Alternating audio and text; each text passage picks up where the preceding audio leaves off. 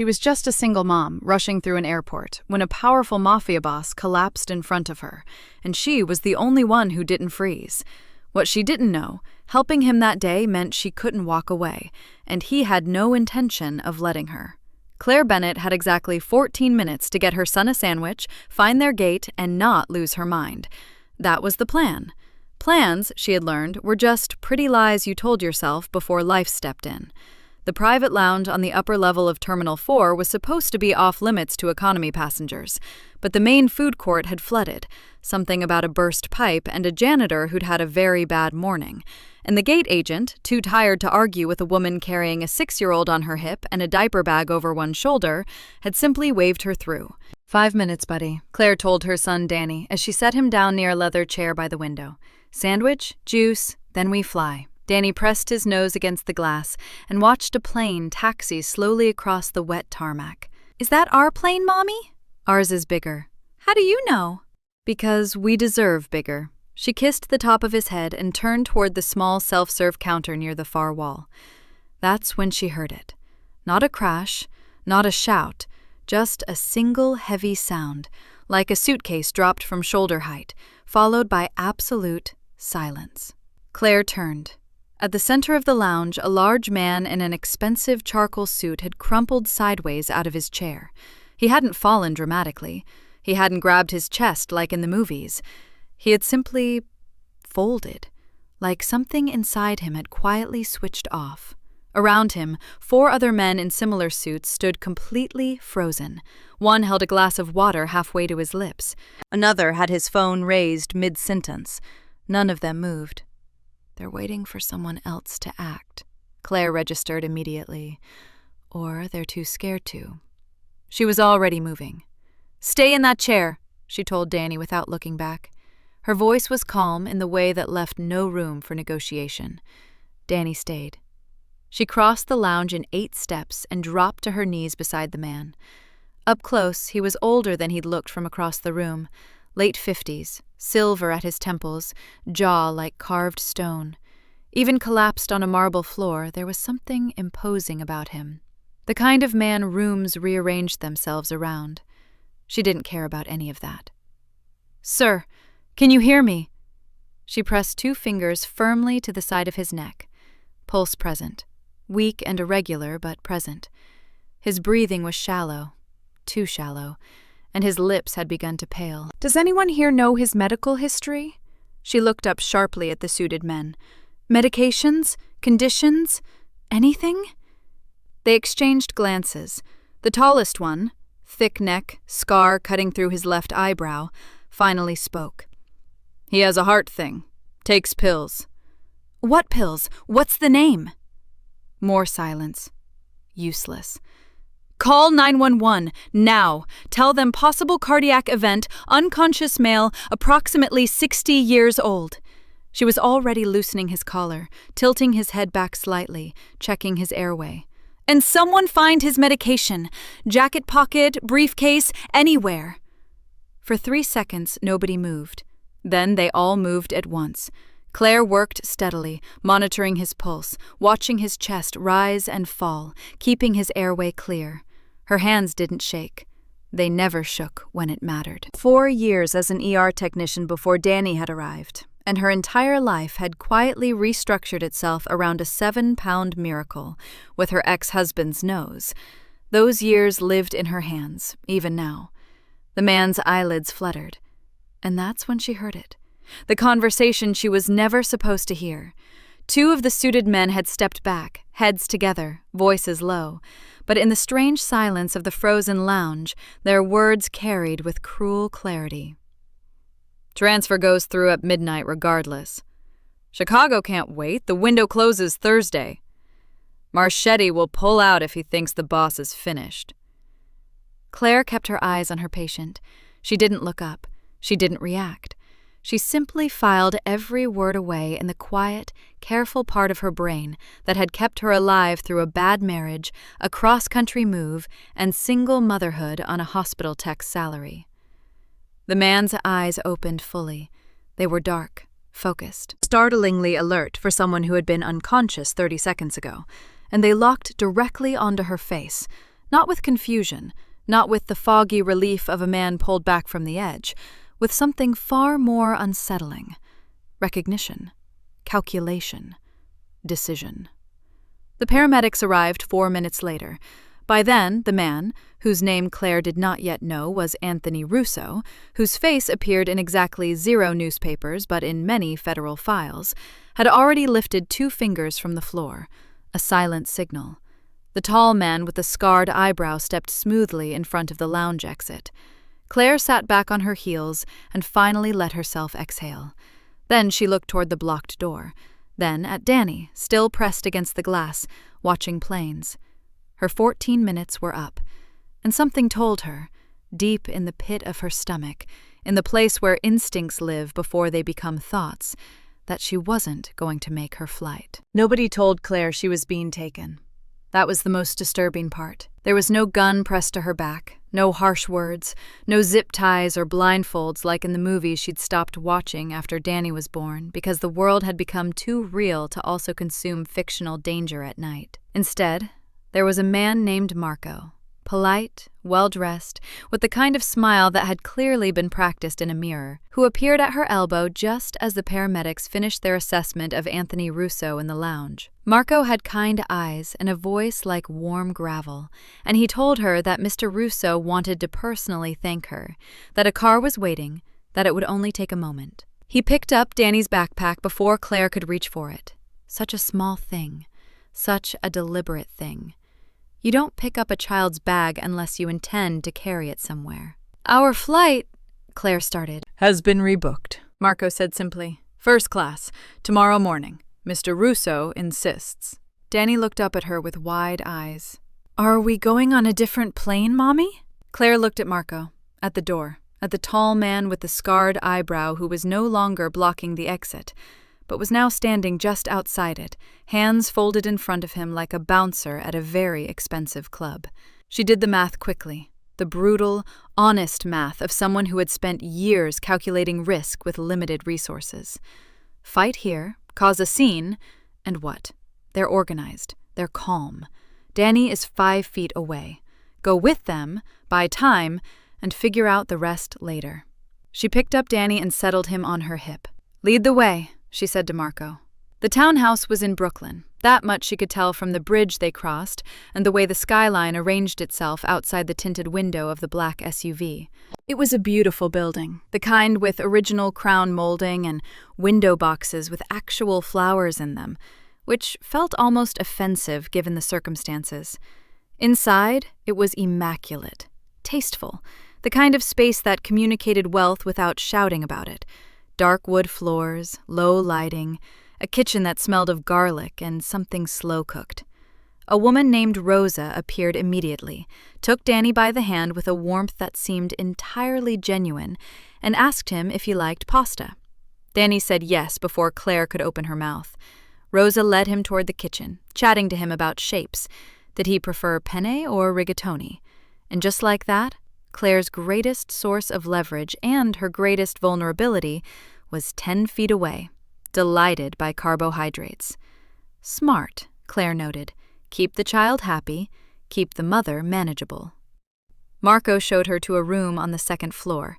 Clean, comfortable, a window that looked out onto a small walled garden. She noted the garden walls were high. "Mr. Russo is resting," Marco said from the doorway. "He'll speak with you in the morning. Please, eat, sleep. You're a guest here." "Guests can leave," Claire said. Marco smiled the practiced smile. "Good night, Miss Bennett." He knew her name. She hadn't told anyone her name. She waited 45 minutes. She listened to the house, the footsteps on the floor above, the murmur of a television somewhere, the distant sound of Danny's laughter from the kitchen, which simultaneously broke her heart and steadied her breathing. He was okay. Right now, in this moment, he was okay. She moved to the window first. Garden walls, 8 feet, maybe 9, no handholds, a camera mounted on the far corner, red light blinking with quiet patience. She moved to the door next. Unlocked. That was either a good sign or a sign they weren't worried about her going anywhere. She decided it was the second one. She pulled out her phone. She had 6% battery and 1 bar of signal, which felt like the universe offering her exactly the minimum required to survive. She opened her messages and typed fast, thumbs moving with the quiet urgency of a woman who understood she was on a clock. Sid, I'm okay. Danny's okay. I'm in Brooklyn, I think. Nice townhouse, walled garden, near a bridge. I helped a man at JFK, and now I can't leave. Don't call police yet. I don't know enough yet, and I don't want to make it worse. Just know where we are. I love you. Delete this after. She hit send, watched the screen. 1 check mark, then 2. Sydney had read it. 12 seconds later, 3 dots appeared. Then, I'm calling everyone. Claire typed back. Don't, please, trust me. I'll find a way, just no. The dots appeared again, disappeared, appeared, then, I know, be smart, love you. Claire stared at those 4 words longer than she should have. Then she deleted the entire thread, cleared her recent apps, and set the phone face down on the bedside table. 20 seconds later, Marco knocked twice and opened the door. I'll need your phone, he said. Still polite, still that smile. Just for tonight. Security protocol. Claire picked it up and handed it over without expression. He glanced at the screen. Dark, nothing visible, and nodded. Rosa left food downstairs. Danny's already asleep on the couch if you'd like to move him. She found Danny exactly where Marco said, curled under a cream blanket on a leather sofa, a half-eaten bowl of penne on the coffee table beside him, 1 small shoe on and 1 small shoe off. She stood over him for a long moment, watching his chest rise and fall, and made herself a promise so deep and wordless it didn't need language. Whatever this is, you will not feel it, not 1 second of it. She carried him upstairs and tucked him into the bed in her room. Then she sat in the armchair in the corner, facing the door, and did not sleep. Anthony Russo appeared at 7 a.m. He looked nothing like the man who had folded onto a marble floor the night before. He was upright, composed, dressed in dark trousers and a pressed shirt, his silver hair combed back with the authority of someone who had decided the episode was simply a scheduling inconvenience. He sat across from her at the small table by the window. Rosa brought coffee without being asked. For a moment, Anthony simply studied her the way a man studies something that has surprised him, not with hostility, but with the careful attention of someone recalibrating. You saved my life, he said finally. His voice was low, unhurried. I did my job, Claire said. You're a doctor? No. He waited. ER technician, former. He nodded slowly, as if confirming something he'd already confirmed. He had clearly already known. You have good instincts. I have a 6-year-old to get home to, she said, so I'd like to leave. Anthony set down his coffee cup with quiet precision. You heard things in that lounge, Ms. Bennett. It wasn't a question. Claire held his gaze. I heard a man having a medical emergency. That's all. The corner of his mouth moved, not quite a smile. You're a terrible liar. And you're a terrible host, she said. But here we both are. Something shifted in his expression then, something small and unexpected that she couldn't quite name. He looked at her for another long moment, then stood. You'll stay until I'm satisfied you're safe, he said. My enemies know your face now. That isn't my fault, but it is my responsibility. He moved toward the door. And Chicago? Claire said quietly. He stopped, didn't turn around. We leave this afternoon, he said, and walked out. The private plane was smaller than Claire expected. Not that she had a reference point for private planes. Her entire flying history consisted of middle seats, recycled air, and Danny kicking the tray table for 2 hours straight. But she had imagined something grander for a man like Anthony Russo, something that announced itself. This was different, discreet. A white Cessna Citation parked at a private terminal at the edge of JFK, far from the public gates, far from security cameras and crowds and anyone who might ask questions. 8 seats, a single attendant who said nothing and moved like a shadow. They were airborne in under 20 minutes. Danny thought it was the greatest thing that had ever happened to him.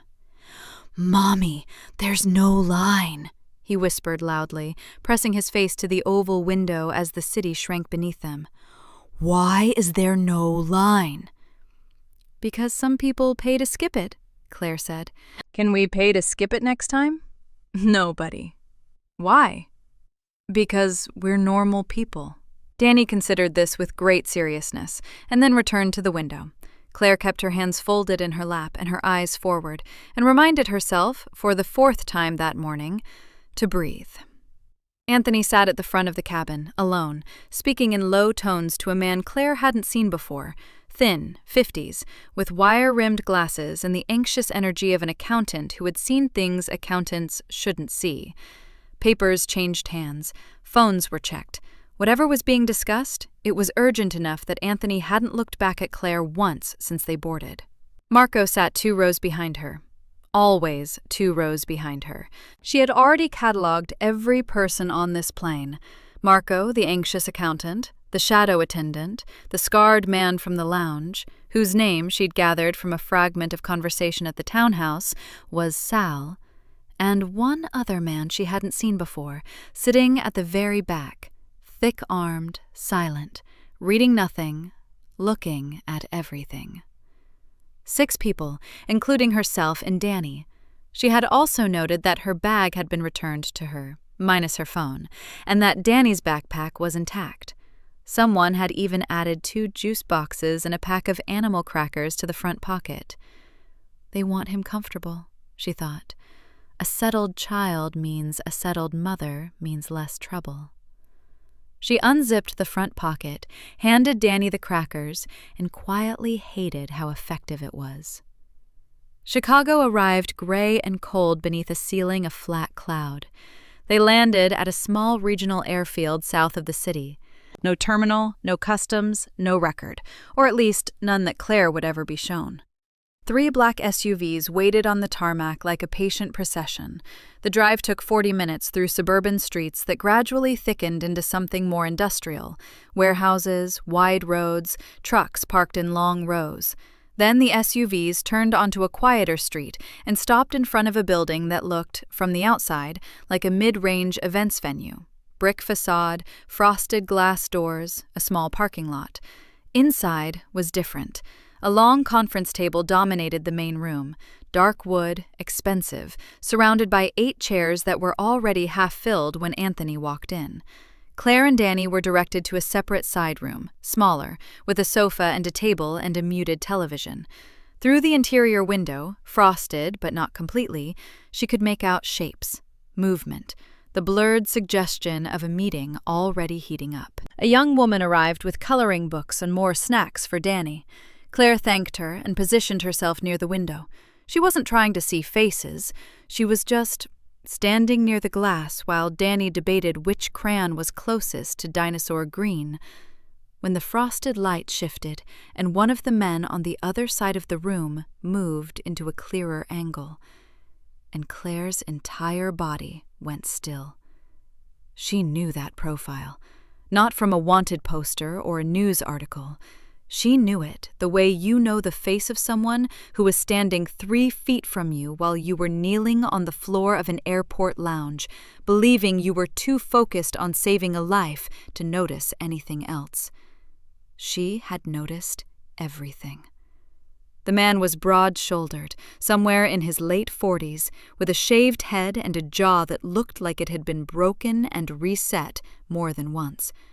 At the airport, he had been standing near the far wall, phone in hand, when the other men were talking. He hadn't spoken. He had just listened, with the focused stillness of someone paid to listen. "Chicago can't wait. The window closes Thursday." That had been his voice, low, flat, certain.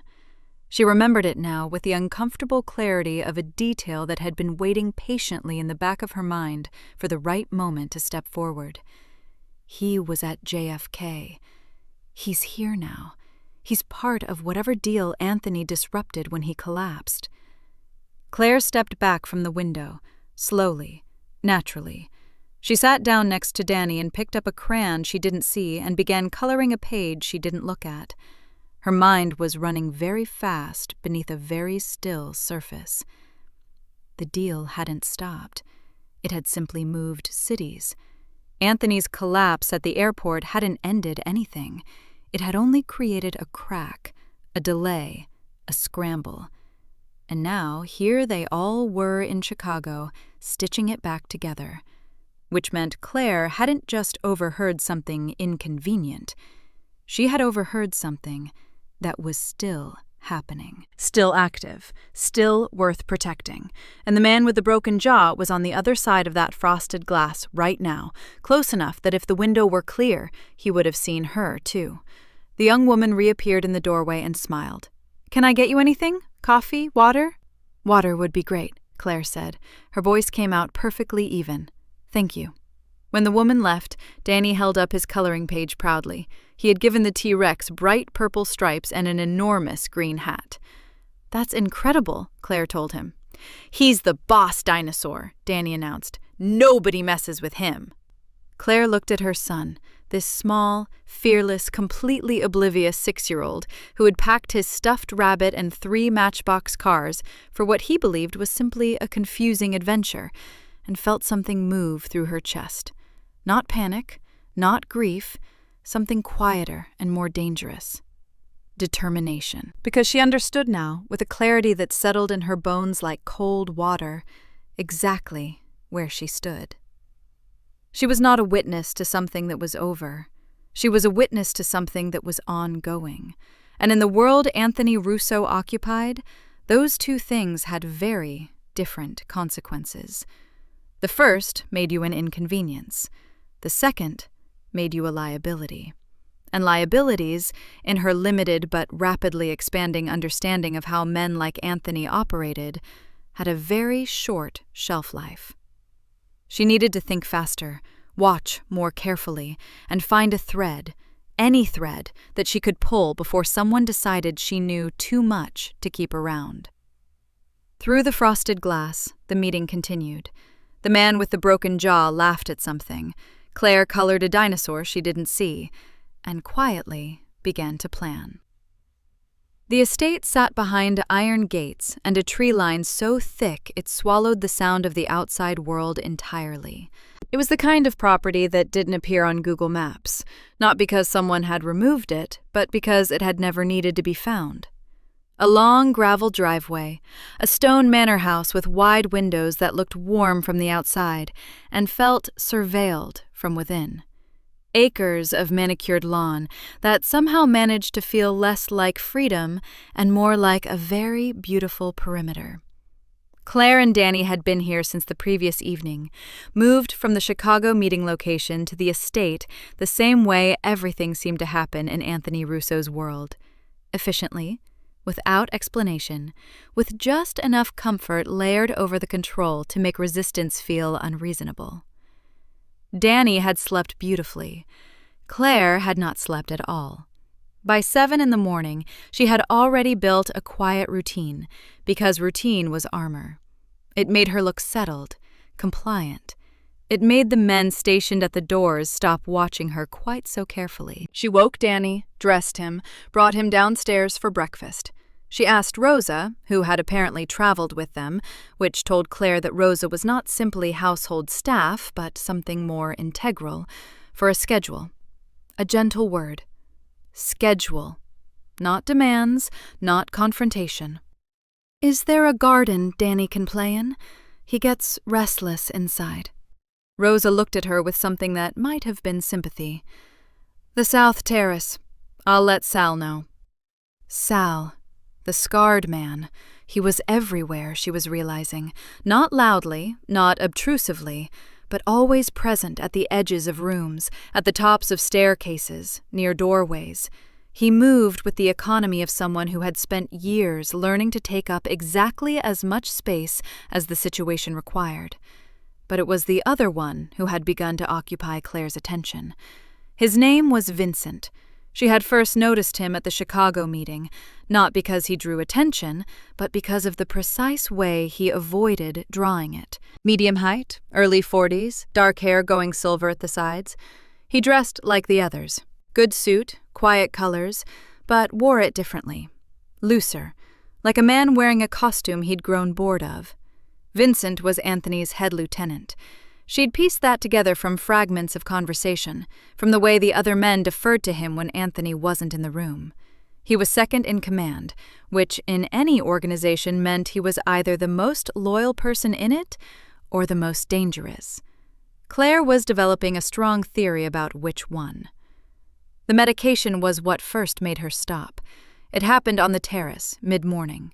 Danny was chasing a pigeon with the focused intensity only a 6-year-old could bring to something so pointless, and Claire was sitting on a stone bench, pretending to watch him while actually watching the glass doors that opened from the main study onto the terrace. Anthony appeared there briefly, talking on a phone, face turned away from her. He had a glass of water in one hand and a small white tablet in the other. She watched him take it with the automatic attention of someone trained to observe patients. An hour later, she watched Vincent bring a second set of medication to Anthony's private sitting room. She couldn't see the exchange directly. She was in the hallway, adjusting Danny's shoe, her face angled down. But she could see the reflection in the large decorative mirror at the end of the corridor. Vincent handed Anthony 2 tablets, different color, smaller than the first ones. Anthony took them without looking, without questioning, with the casual trust of a man who had delegated this particular task so long ago he'd stopped thinking about it. Claire stood up slowly, took Danny's hand, and walked calmly toward the kitchen. Her mind was not calm. She had spent 4 years in an emergency room. She had seen medication errors cause more damage than the conditions they were meant to treat. She knew what happened when dosages didn't match, when schedules were inconsistent, when someone's body was receiving conflicting chemical signals, a stabilizer in the morning, something else in the afternoon. His collapse at the airport. She'd assumed cardiac. Everyone had assumed cardiac. Pulse irregular, breathing shallow, lips pale. It read as cardiac. But she had been focused on stabilizing him in the moment, not diagnosing. Now, with distance and 3 days of quiet observation, she replayed the collapse differently. The way it had happened, sudden, total, with no build-up, no warning signs he'd seemed aware of. The speed at which he had recovered consciousness. The clarity in his eyes the moment he came back. Like someone who had been switched off and switched directly on again, with no fog in between. That wasn't a heart event. That was a system shock. A body reacting to something it hadn't expected. Something introduced. She needed to see those tablets. She needed 5 minutes and a basic pharmacological database, and she could tell. Not with certainty, not without a lab, but enough. Enough to know whether her instinct was sound or paranoid. The problem was that every room in this house that mattered was either locked or occupied. The opportunity arrived in the form of a broken pigeon. Danny found it on the south lawn after lunch, a bird with a dragging wing, still alive, looking profoundly sorry for itself. He crouched over it with enormous concern and declared that they needed to fix it immediately. The resulting gentle chaos, Danny tearful, Rosa summoned, Sal looking pained, and a state staff member dispatched for a shoebox, created exactly 4 minutes in which the sitting room adjacent to Anthony's study was empty. Claire didn't run. She walked. The measured, purposeful walk of a woman who simply needed a glass of water from the sideboard. The medication tray sat on the small table beside the armchair Anthony used most often. 2 separate pill organizers. One she recognized as his morning medication from the hospital-issued packaging still visible beneath it. The second was plain, unlabeled, the kind you filled yourself.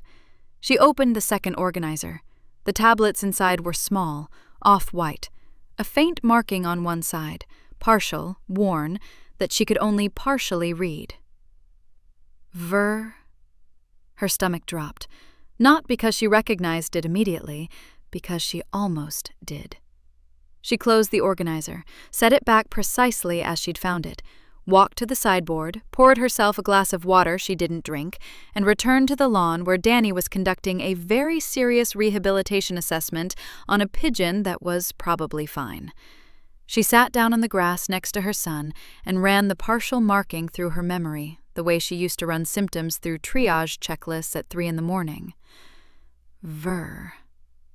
Digoxin, possible, but the size was wrong. Carvedilol, possible, but that would be legitimate. That was standard. And then it landed, quietly, like a stone dropped into still water. Cleverdine, an obscure vasodilator, rarely prescribed outside specialist settings, perfectly harmless in isolation. Combined with the cardiac medication Anthony was already taking, the one she'd seen him take at 7 that morning, the interaction would be slow, cumulative, and devastating. It wouldn't kill him in a day, but over a week, 2 weeks, it would look like his heart had simply given out. Natural causes. Tragic. Clean. Claire set her water glass down on the grass. The pigeon flapped one wing and waddled sideways. Danny cheered, and Claire understood with the cold, absolute certainty of someone who had just found the answer to a question she hadn't known she was being asked, that Anthony Russo was not recovering. He was being quietly, methodically killed. And the man most likely doing it was standing 20 feet behind her, watching them from the terrace doorway, hands in his pockets. Vincent. She didn't turn around. She smiled at the pigeon instead and began figuring out what to do next. Dinner at the estate was a performance, not in the theatrical sense. There were no candles, no orchestrated elegance, but there was a table, and around that table sat men who spent their days managing violence and their evenings pretending they hadn't. They passed bread. They refilled glasses. They talked about a football match with the same surface ease of colleagues at a company retreat. Anthony sat at the head of the table. Vincent sat at his right. Claire sat near the far end, Danny beside her with a bowl of pasta and a matchbox car he was running quietly along the table edge, because she had decided that a child doing something small and harmless was less disruptive than a child sitting still and growing volcanic. She had spent the afternoon thinking, carefully, methodically, the way she used to plan 12-hour ER shifts, not with panic, but with the cool architecture of someone who understood that preparation was the only thing standing between a manageable situation and a catastrophic one. She had identified 3 problems. The first, she had no proof. A partial tablet marking and a pharmacological hunch were not evidence. They were the beginning of a theory, and theories without proof were just anxiety with good posture. The second, she had no allies. Anthony was the only person in this house with the authority to act on what she knew, and approaching a crime boss with an unsubstantiated accusation about his most trusted lieutenant was the kind of move that ended conversations permanently. The third, she had Danny, which meant her margin for being wrong was exactly 0. So she had decided to wait, to watch, to find the moment when the proof revealed itself, because, in her experience, the truth always did, if you were patient and quiet enough to let it. She had not expected the moment to arrive before dessert. It began with Anthony's water glass. He had been drinking from it throughout the meal, something she had noted absently, the way she noted everything now, with the low-grade vigilance of a woman running on 4 hours of sleep and sustained adrenaline. Water, normal, expected. But then Vincent leaned across the table to make a point about something, a property, a name, a figure she didn't catch, and in the easy, unremarkable gesture of a man reaching for emphasis, his hand passed directly over Anthony's glass. It was less than a second. His fingers didn't stop. His eyes didn't drop. His conversation didn't pause. But Claire's did. She looked at the glass, then at Vincent's hand as it withdrew. Then, back at the glass. Nothing visible. No residue, no tablet, no dramatic ripple in the water. Nothing that would mean anything to anyone who hadn't spent the afternoon thinking about exactly this. But her body knew before her brain finished the argument. She watched Anthony reach for the glass. She made a decision. Oh! She reached across Danny and knocked her own glass sideways with a movement just clumsy enough to be believable. Water spread across the tablecloth in a generous arc, catching the edge of Anthony's glass and sweeping it off the table entirely. It hit the floor and shattered. Immediate chaos, the small domestic kind. Napkins produced, staff appearing, Danny delighted by the crash, someone calling for Rosa. "I'm so sorry," Claire said, and her voice carried exactly the right mixture of embarrassment and flustered apology. She stood, pressing napkins to the tablecloth. "I'm so sorry, I was reaching past Danny." "It's fine," Anthony said, flat, watching her. She didn't meet his eyes. Rosa replaced the tablecloth section with quiet efficiency. A new glass of water was brought. This one poured directly from the jug on the sideboard, witnessed by 4 people. Claire sat back down. Her hands beneath the table were trembling for the first time in 3 days. But she hadn't been fast enough. An hour later, she knew it with certainty. Danny had been taken upstairs by Rosa at 8, protesting, negotiating, ultimately succumbing to exhaustion mid-complaint the way only small children could. Claire had returned to the sitting room off the main hall, which had become her unofficial, permitted space within the house, and was pretending to read a magazine when she heard it. A door opened, then rapid footsteps, then a voice, Sal's, cutting through the house with an edge that hadn't been there before. "Get Rosa, now!" She was already moving. She found Anthony in the study, collapsed in the armchair. Not unconscious, not this time, but wrong. His face was the wrong color. His breathing was the pattern she associated with a body working very hard to compensate for something it hadn't been designed to compensate for. His hands gripped the armrests with the white-knuckled effort of a man trying to hold himself above a surface he was sinking through. "Move," she said to Sal, who was standing in the doorway looking, for the first time since she'd met him, genuinely afraid. He moved. She crossed the room and crouched in front of Anthony, fingers at his wrist, eyes on his face. Pulse rapid, erratic.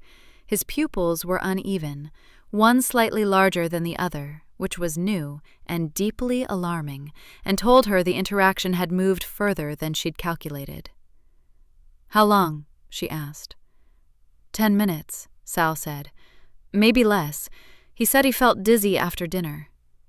After dinner. After the glass she'd knocked over, which meant there had been something else. A second delivery she hadn't seen, or the interaction from earlier doses accumulating tonight into something critical. "I need you to call an ambulance," she said. "That's not—" "I know it's not how you do things," she said, and her voice was not gentle now. It was the voice she'd used at 2 a.m. in a trauma bay when she needed compliance in under 5 seconds. "I know you don't want people in this house, so here's what I need you to do.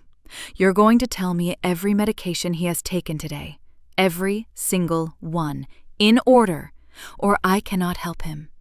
And if I cannot help him, we are going to have a very different problem than an ambulance." Sal stared at her. Then he talked. She listened, filed it, ran the sequence against everything she knew. Morning, his legitimate cardiac medication, correct dose, fine. Midday, the tablets from the unlabeled organizer, the ones Vincent had delivered. Evening, his prescribed blood pressure medication with dinner. And then the interaction detonated. Quietly, invisibly, right there at the dinner table, while they were talking about football. She turned to the drinks cabinet, opened it, found what she needed, activated charcoal, which told her either a doctor had set this house up for emergencies or someone had anticipated needing it, and she couldn't decide which possibility was more disturbing, and spent the next 18 minutes working. She did not panic, She did not hesitate. She simply worked with the steady, terrible focus of a woman who had made a promise to a sleeping 6-year-old upstairs and had absolutely no intention of breaking it. At 9:47, Anthony Russo's color began to return. By 10, he was breathing normally. By 10:15, he was looking at her from the armchair with those dark, recalibrating eyes, the same look he'd given her on the floor of the airport lounge. But this time, it was different. Because this time, the calculation in his eyes wasn't about what to do with her. It was about what she had just done for him. Again. Twice now in 3 days, without obligation, without negotiation, without hesitation. "That wasn't my heart," he said. His voice was rough from the effort of the last hour. "No," Claire said. "It wasn't." He waited. She met his eyes for the first time without deflecting. "Someone is poisoning you, Mr. Russo," she said quietly, "and I think it's been happening longer than tonight." The room was very still. Sal, standing by the door, had gone the color of old ash. Anthony said nothing for a long moment. Then, slowly, he nodded. "Sit down," he said. "Tell me everything." For the first time since the airport, Claire felt something shift in the architecture of her situation. Not safety, she was far too smart to call it that, but leverage. Real leverage. The kind that might, if she handled it with the same precision she'd just used to pull a man back from the edge of dying, actually get her and her son out of this alive. She sat down and began.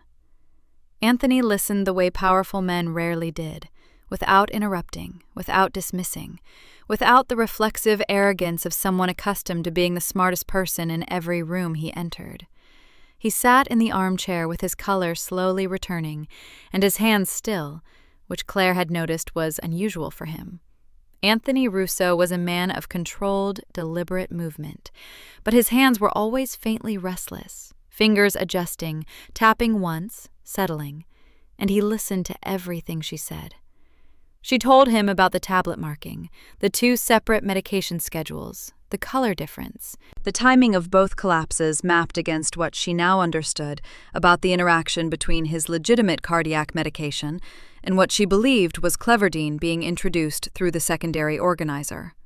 She did not tell him she suspected Vincent, not yet. She had thought carefully about this during the 18 minutes she'd spent pulling him back from the edge. Naming Vincent without a witnessed act was a grenade with no pin. It would detonate immediately and indiscriminately, and in the resulting chaos, she had no way of predicting where the shrapnel landed. Men like Anthony didn't quietly investigate accusations.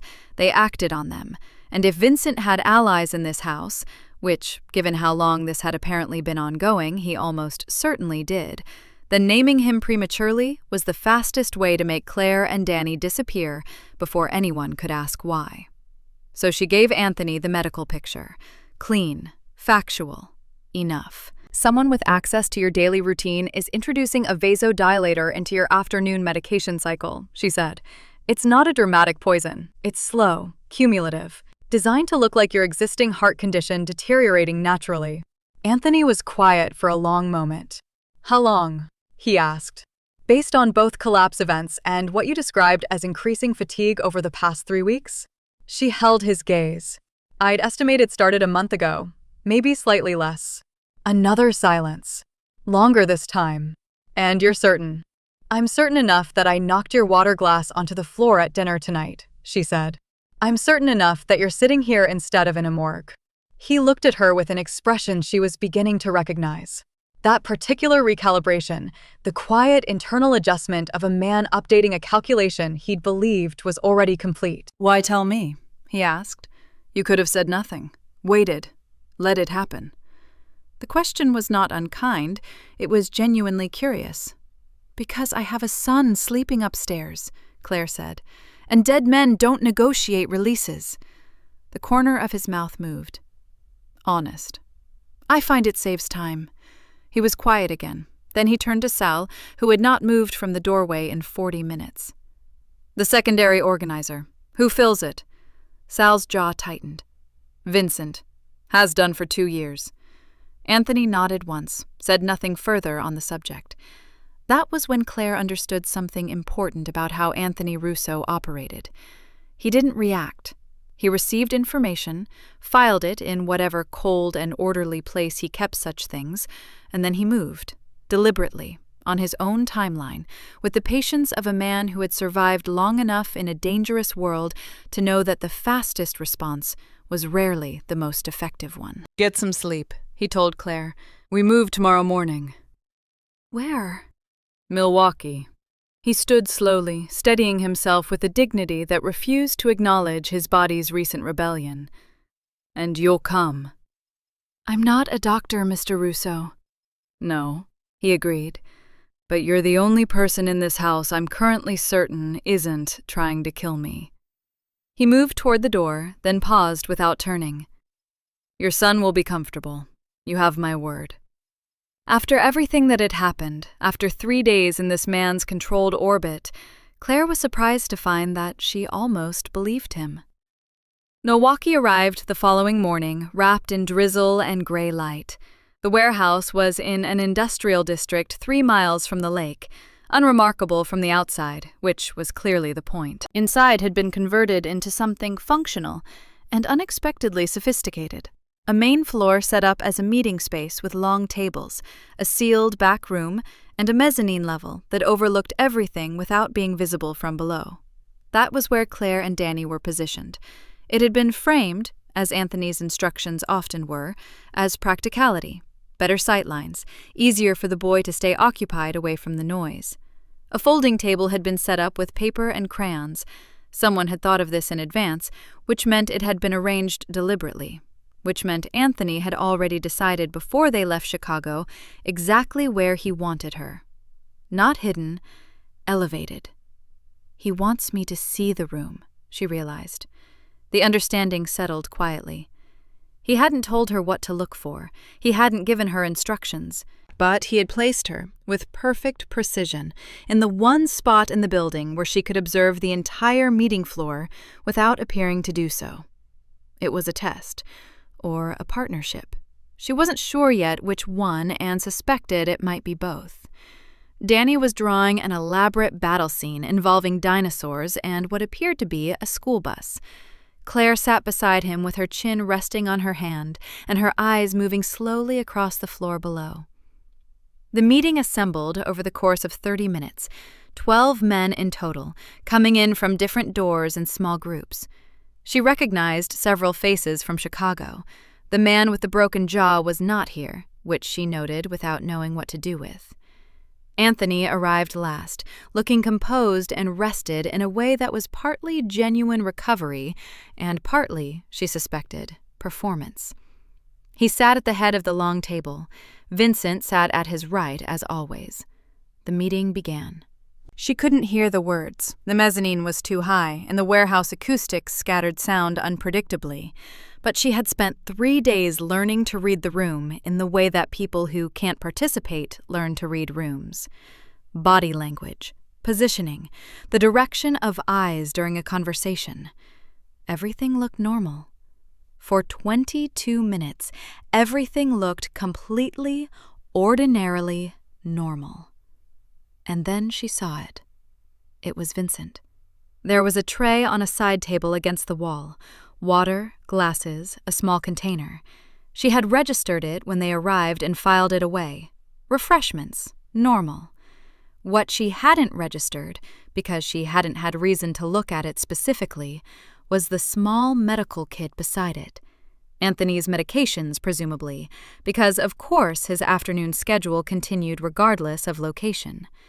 She watched Vincent stand, stretch, move toward the side table in the easy, unhurried way of a man simply getting water.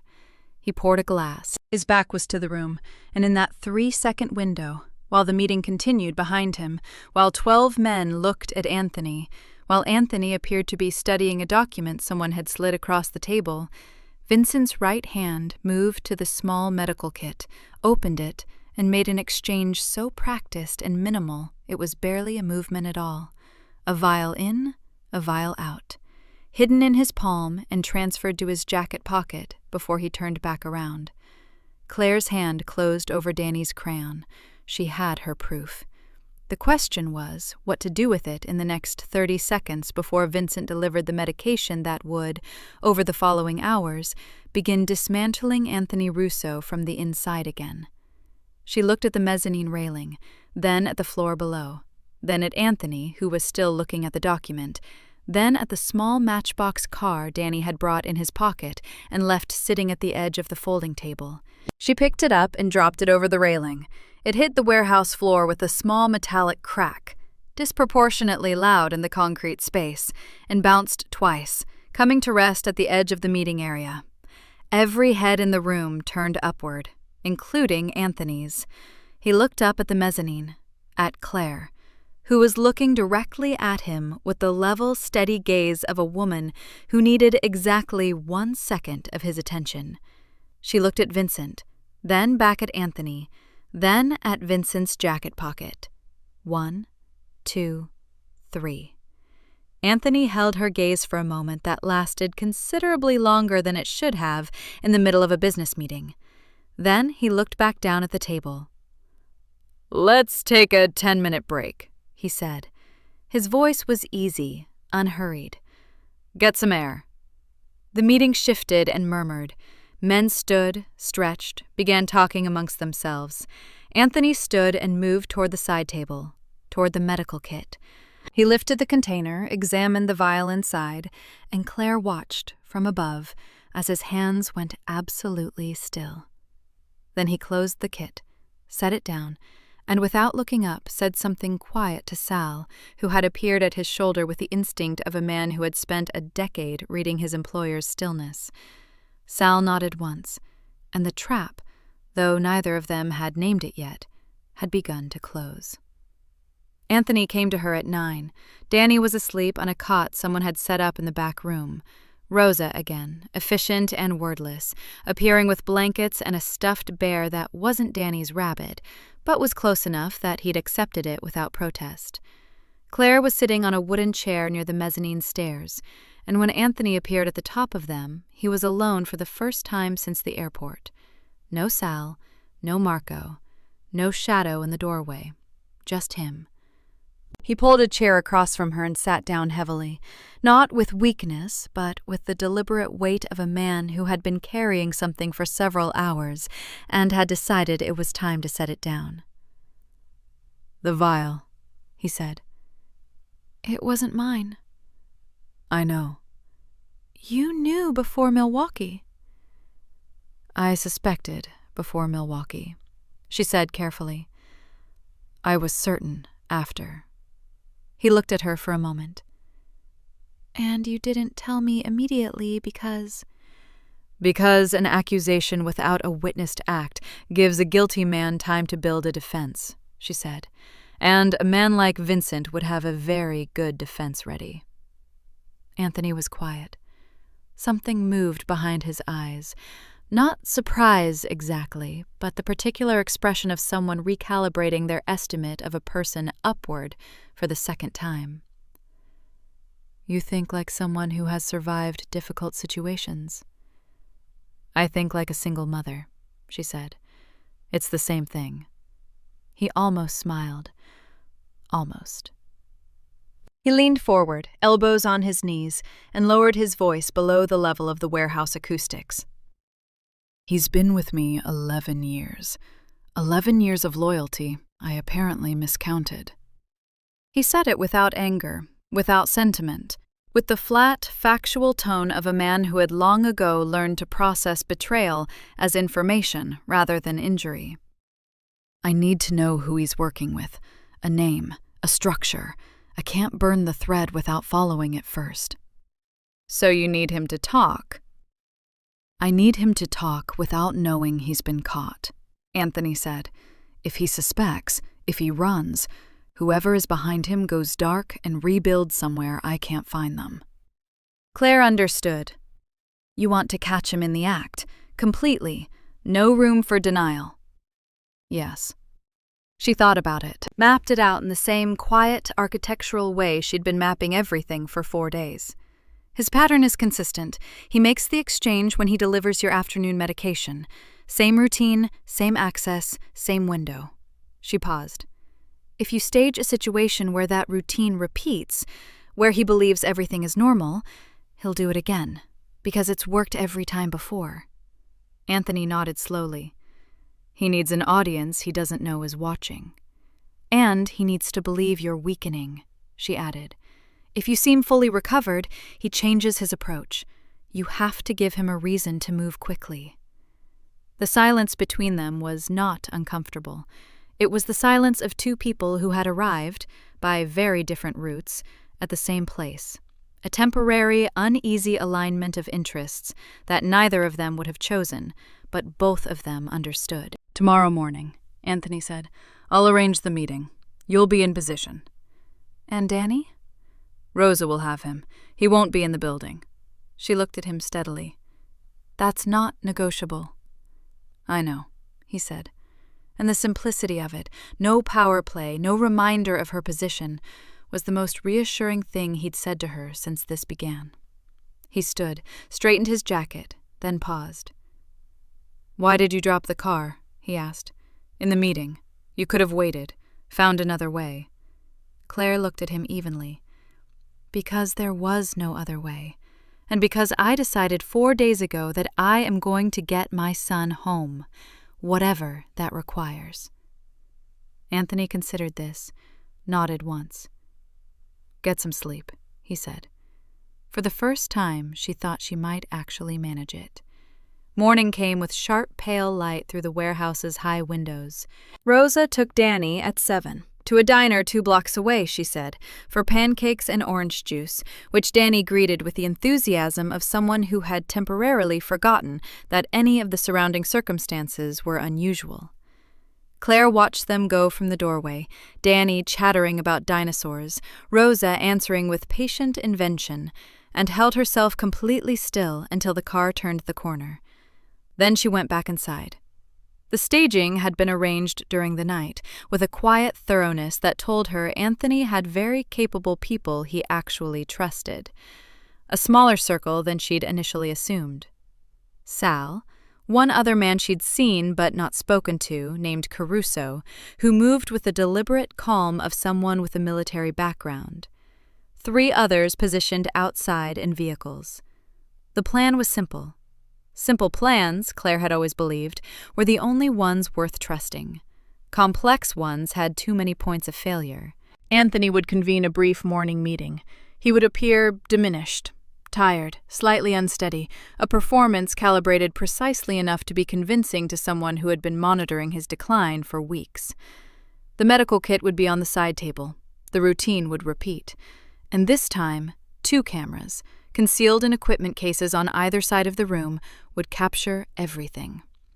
Claire would be on the mezzanine, watching, recording on a small device Caruso had handed her without comment. Her job was to be a second witness, a civilian witness, the kind whose account would mean something in conversations that happened far outside the world of Milwaukee warehouses and private planes. She understood, without it being said, that Anthony was building a case. Not for a courtroom, but for whatever tribunal existed in his world, where evidence still mattered because proof was the difference between a clean resolution and a war. Vincent arrived at 9:15. He looked rested, unhurried. He greeted the men in the room with the easy authority of someone who believed he was days, perhaps a week, from ascending. He sat at Anthony's right, always at Anthony's right, and opened a leather folder with the focused manner of a man who had prepared for this meeting. Anthony entered 5 minutes later, and the performance was extraordinary. Claire had watched Anthony Russo be composed, controlled, and commanding for 4 days. What he delivered now was the photographic negative of all of that. A man whose authority was still present, but whose body was beginning to fail it. He moved carefully, lowered himself into his chair with an effort he usually concealed. His hands, those always controlled hands, had a faint unsteadiness that she recognized with a cold chill as perfectly observed. He had watched himself during the actual episodes and was now reconstructing the details from the inside out. It was one of the more unsettling things she had witnessed in 5 days of unsettling things. The meeting ran 30 minutes, a discussion of finances, territories, a shipment delayed somewhere. Normal business. Claire recorded from above and watched Vincent's face, the way he tracked Anthony's movements, the small recalculations happening behind his eyes as he assessed the decline he believed was progressing on schedule. She watched him decide. The moment was visible, not dramatically, not with a tell that anyone else in the room would have caught, but to someone who had spent 4 days learning to read the space between what people showed and what they felt, it was as clear as a door opening. Vincent stood, stretched, moved toward the side table. Claire pressed record. His back was to the room. The exchange happened in 3 seconds. Smooth, practiced. The vial switch so minimal it was essentially invisible. But the cameras saw it, and Claire's device saw it. And Sal, positioned near the east wall with a sightline that had been chosen specifically for this moment, saw it. Vincent. Anthony's voice crossed the room like a flat stone across still water. Not loud, not sharp, but carrying in a way that stopped everything. Vincent turned. His face showed nothing immediately. That professional blankness of a man who had operated in dangerous spaces long enough to make blankness his first language. "Boss?" "Sit down," Anthony said. I know what you were doing." Still that level tone. No heat, no accusation, just the absolute, terrible certainty of a man who has already won the argument and is simply waiting for the other person to understand it. "Sit down." Vincent sat. What followed was not dramatic. There was no raised voice, no overturned table, no cinematic confrontation. Anthony simply placed the original vial, the one from the previous day, retained by Sal, on the table in front of Vincent. Then he placed a printed photograph beside it, a still capture from one of the warehouse cameras, time-stamped, showing Vincent's hand at the medical kit. Vincent looked at both items for a long moment. The room was absolutely silent. Then, with the exhale of a man releasing something he'd been holding for a long time, Vincent leaned back in his chair. "Petrov," he said, quietly. "Dmitri Petrov. He approached me 14 months ago." He looked at Anthony with an expression that was not quite remorse and not quite defiance, but something worn and complicated in between. "He offered more than you'll make in the next 5 years. And he offered it to me specifically because I was the one person close enough to do what needed doing." Anthony was still. The Chicago deal, Claire thought from above. Marchetti, the transfer at midnight. It clicked into place now. The rival syndicate wasn't just trying to eliminate Anthony. They were trying to destabilize his entire operation from within, and the Chicago deal was the financial mechanism to consolidate everything once he was gone. "He has 2 men inside the Chicago operation," Vincent continued. He was talking freely now, with the resigned momentum of someone who understood that the calculus had shifted completely. "The Thursday transfer was going to Petrov's accounts, not Marchetti's. Marchetti doesn't know." Anthony absorbed this without visible reaction. Then he turned to Sal, said one word. Claire didn't hear it from the mezzanine, but she watched Sal nod, watched 2 men move to Vincent's sides, watched Vincent stand without resistance, with the quiet dignity of a man who had known, somewhere beneath every careful plan, that this moment had always been coming.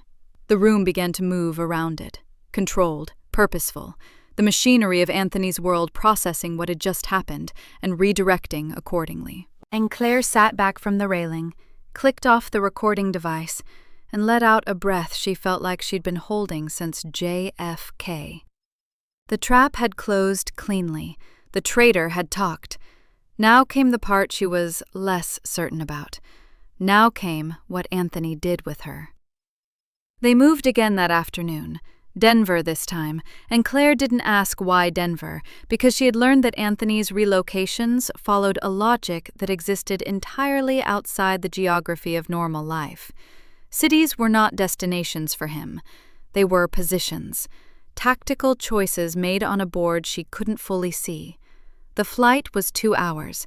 Danny slept for most of it, sprawled across 2 seats with Rosa's blanket pulled to his chin and his mouth slightly open, utterly unbothered by the fact that he had now taken 4 flights in 5 days without once passing through a commercial terminal. When this was over, Claire thought, he was going to be deeply disappointed by airports for the rest of his life. She sat across the aisle and watched him sleep and tried to prepare herself for what came next, because she knew it was coming, had known since the warehouse, since Vincent had been walked out of the room and the meeting had dissolved and Anthony had looked up at the mezzanine with an expression she couldn't read from that distance.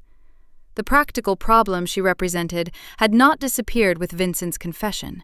If anything, it had sharpened. She knew about Petrov, about the Chicago accounts, about the Thursday transfer and Marchetti and the 14-month infiltration of Anthony's inner circle. She had recorded a confession that, in the wrong hands, could unravel 6 operations across 3 cities. She was not a loose end. She was a liability with a 6-year-old and a very good memory. And she had been in this situation long enough to know that liabilities had a limited number of outcomes, none of which she intended to accept passively. So she spent the 2-hour flight preparing her negotiation, the way she used to prepare for difficult conversations with ER administrators who didn't want to hear that their staffing levels were going to get someone killed. Quietly. Precisely. With the clear-eyed understanding that she had something they needed, and that the moment she stopped having something they needed, her position changed entirely. She needed to make herself permanently valuable without being permanently trapped. It was, she reflected, possibly the most difficult calibration she had ever attempted. Denver was a hotel this time, a full floor of a tower downtown, booked under names she was never told, with views of the Rockies that were genuinely beautiful, and would have moved her if she weren't running a negotiation strategy in her head, while Danny pressed his face against the floor-to-ceiling window and announced that the mountains looked like sleeping dinosaurs. "They kind of do," she agreed. "Do dinosaurs live in them?" "Not anymore." "That's sad." "It is," she said, and meant it, briefly and completely, in the way that small, honest moments of feeling kept breaking through the surface of the last 5 days, like something refusing to be entirely suppressed. Anthony sent for her at 7. Danny was with Rosa. He had at this point accepted Rosa as a permanent feature of his life, with the philosophical flexibility of a child who simply incorporated new realities into his existing framework. Claire had heard him explain to his stuffed rabbit, with great authority, that Rosa was their travel friend. She followed Marco down the hallway to a corner suite. Anthony was standing at the window when she entered, not in the armchair, not behind a table, standing, hands clasped behind his back, looking at the dark outline of the mountains. He had changed. Dark jacket, no tie, the first time she had seen him without one, and he looked, in this light, less like the figure she had constructed in her mind over 5 days, and more simply like a man who was tired in a way that ran deeper than sleep could reach. He turned when she entered. "Sit down, Miss Bennet." "I'd rather stand," she said, "if it's all the same." He studied her for a moment, then he pulled out a chair for himself and sat, which somehow rebalanced the room. "Suit yourself." Marco had closed the door behind her. They were alone. "I owe you my life," Anthony said. No preamble, no easing into it. The directness of someone who had decided to dispense with the architecture of the conversation and simply say the thing. "Twice over, by my count." "3 times, Claire said. "The airport, the estate, and last night when I dropped the car and gave you the window to pull the vial before Vincent could deliver it." He acknowledged this with a small inclination of his head. 3 times. "And now you need to decide what to do with me." "Yes." "So do I," she said. He waited. I have 2 things you want, Claire said.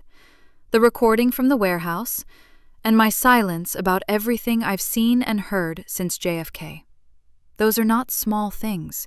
A recording of a confession naming Petrov, his accounts, and his men inside your Chicago operation, in the hands of anyone other than you, ends several careers and triggers several wars.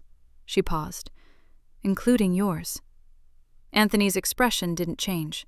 I'm not threatening you, she said clearly. I want you to understand that distinction. I'm not sitting across from you with leverage I intend to use against you. I'm sitting here with leverage I intend to trade, fairly, for something specific. What do you want? He asked. And here it was, the moment she had spent 2 hours on a plane constructing. I want our lives back, she said. Not modified, not monitored, not protected in a way that means 2 men in a black car outside our building for the next 10 years. I want to go home, or somewhere that becomes home, with my son, and I want both of us to be genuinely unremarkable to everyone in your world. She looked at him steadily. I want us to not exist as far as you're concerned. That's more complicated than it sounds. I know, which is why I have terms. He almost smiled again. Of course you do. She laid them out, clean and specific, because she had learned over 5 days that Anthony responded to precision and lost patience with ambiguity. New identities, legal, complete, backstopped by documentation that would hold up to anything short of a federal deep dive. A relocation to a city of her choosing, not his. A financial settlement. She named a figure that was large enough to establish genuine stability, but modest enough to be credible, because she had thought carefully about the difference between a number that sounded like greed and a number that sounded like a mother calculating her son's future. And a guarantee. No contact, no monitoring, no connection maintained in any form on either side. I give you the recording, she said. All copies, and you give me a life. Anthony was quiet for a long moment. She let the silence sit, did not fill it, did not soften the terms or add qualifiers. She had stated what she needed, and she would wait for as long as it took. The financial figure, he said finally, is not negotiable, she said.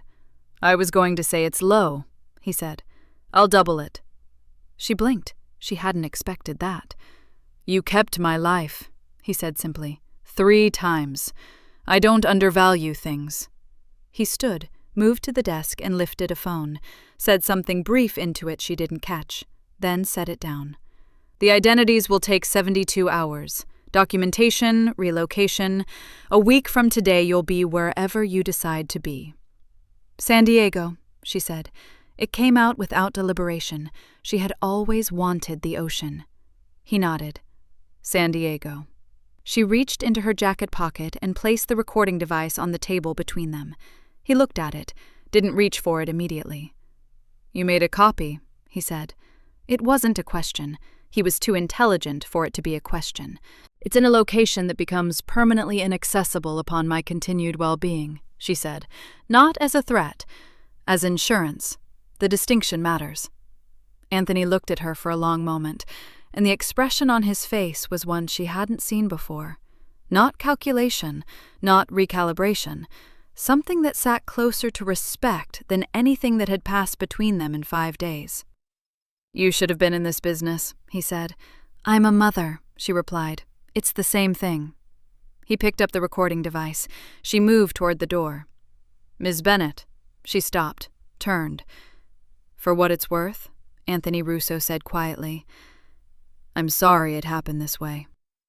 She looked at him, this complicated, dangerous, oddly principled man who had accidentally collapsed into her 14 minutes and rewritten the next chapter of her life. Take better care of your medications, she said, and walked out. The ocean was louder than she expected. Claire had imagined it would be peaceful, the way people who have never lived near the sea imagine it, as something constant and soft, a permanent exhale at the edge of the world. What it actually was, she discovered, was alive. It pushed and pulled and argued with the shore at all hours, and at 3 a.m, when she couldn't sleep, she could hear it through the window of the small house on the quiet street 2 blocks from the beach, insisting on itself. She had come to love it for exactly that reason. The house was pale blue with white trim and a front porch with 2 chairs that she had bought herself, the first furniture she had chosen without consulting a budget spreadsheet in 4 years. A lemon tree in the back garden that the previous tenant had planted and abandoned, which Danny had immediately claimed as his own and named Gerald. A neighborhood where people walked dogs in the morning and left vegetables from their gardens on each other's porches. Ordinary. Genuinely, beautifully ordinary. She was Claire Mercer now. The name had taken 3 days to feel like hers, and another week to stop the half-second hesitation when someone said it. Danny was Daniel Mercer. He had accepted the name change with the same philosophical flexibility he'd applied to Rosa and the Dinosaur Mountains and 4 private flights, incorporating it into his existing framework with a 6-year-old's remarkable capacity to simply update and continue. "My name is Daniel now," he had told a boy at the park on their 4th day. "But you can call me Danny. I've always been Danny."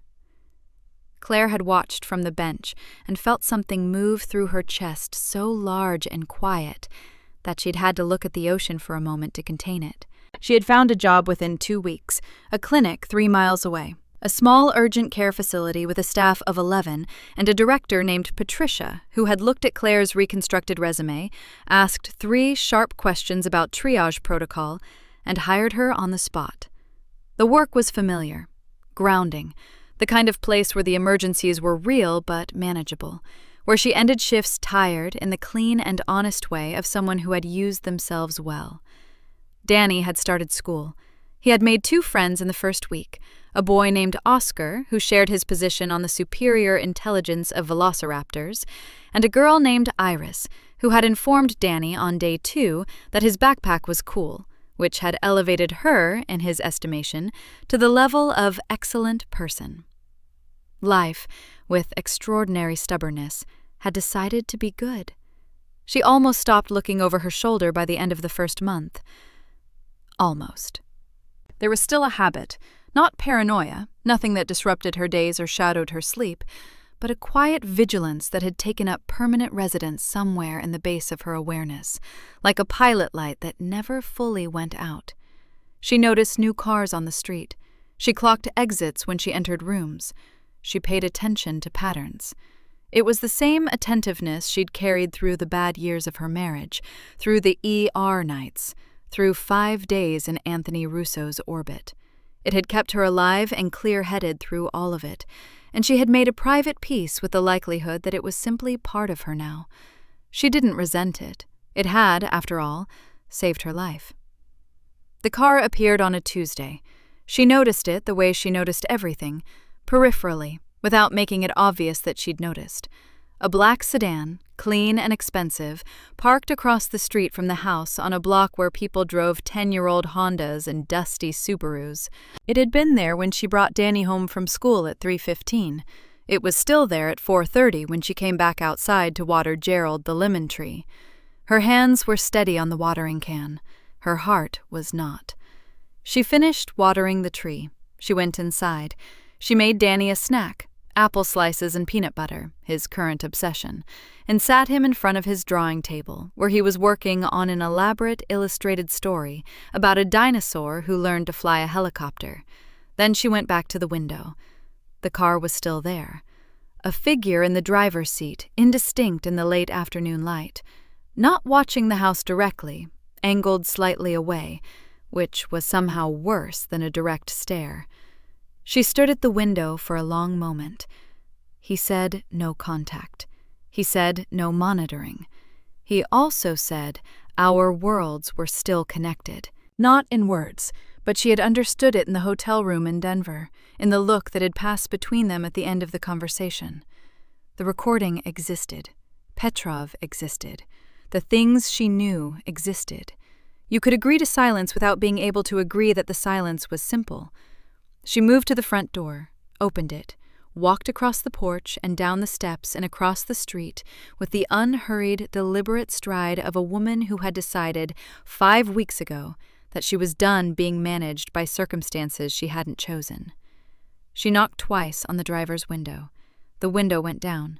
The man inside was not anyone she recognized. Young, neat, expressionless in the professional way she associated with Anthony's orbit. He held out an envelope without a word. No name on it. She took it. He put the window up.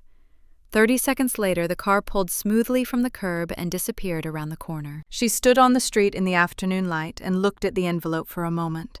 Then she went back inside. She opened it at the kitchen table after Danny was in bed. Inside was a single index card. No letterhead, no signature. Block print, clean and deliberate, in handwriting she had never seen, but recognized immediately as belonging to a man who communicated with precision. 3 words. Chicago, resolved.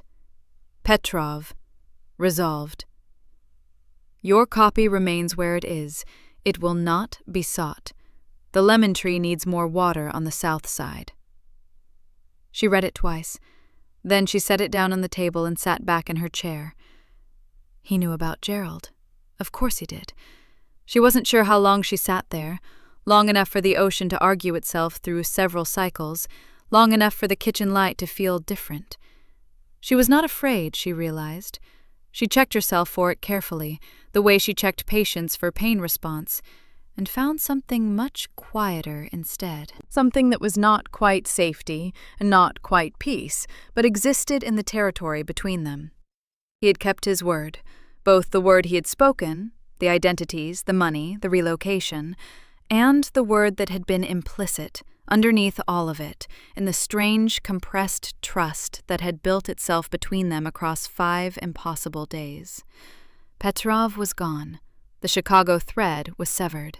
The recording sat untouched wherever she had left it, providing the insurance she'd built it to provide, and nothing more.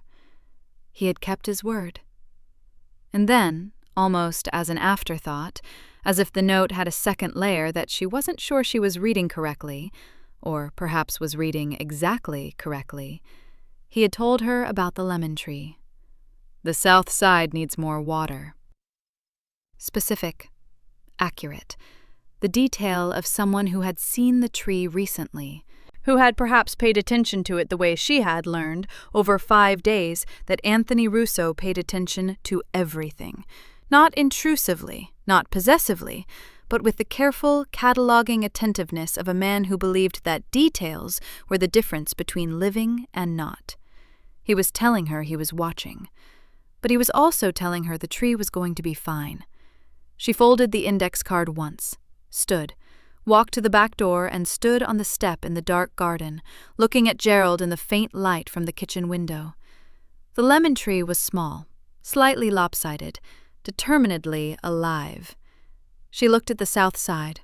He was right. It needed more water. She would take care of it in the morning. She stood there a while longer.